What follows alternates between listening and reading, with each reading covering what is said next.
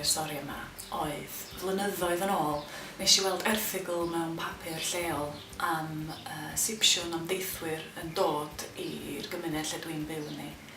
Ac oedd yr erthygl yma yn ofnadwy, oedd o'n greulon iawn ac oedd o'n deud pethau ofnadwy o gas am gymuned deithiol. Ac o'n i'n flin ofnadwy o'n peth ar y pryd. A nes I benderfynu swn i'n sgwennu nofel am be fysa'n digwydd tasa hynna'n digwydd eto a sut I ymateb I hynna. Achos mae'r gymuned deithiol yn wynebu lot o hiliaeth ac o'n I isio sgwennu nofel oedd yn wynebu hynny ac yn delio efo hynny.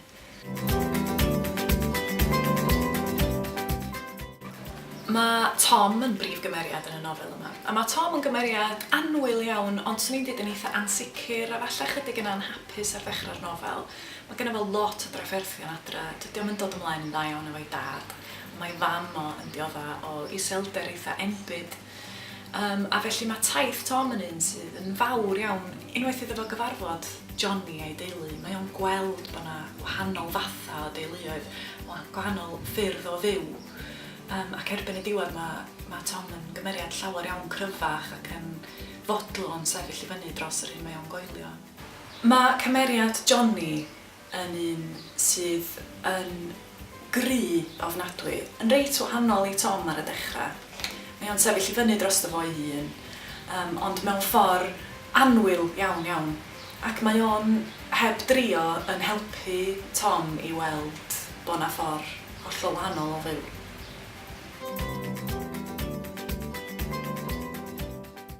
Prif themau mis yr yd, swn i'n deud, ydy rhagfarn, cyfeillgarwch, a hefyd y berthynas mewn teuluoedd.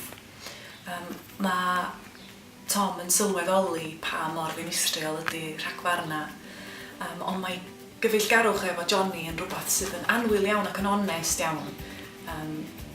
Ond mae fywyd teuluol o hefyd yn un sy'n gymlath ofnadwy a mae bywyd teuluol Johnny yn hollol wahanol I un Tom, lle mae Tom yn gweld am y tro cyntaf bod teuluoedd yn gallu bod yn hapus ac yn gallu bod yn fodlon iawn yng nghwmni gilydd.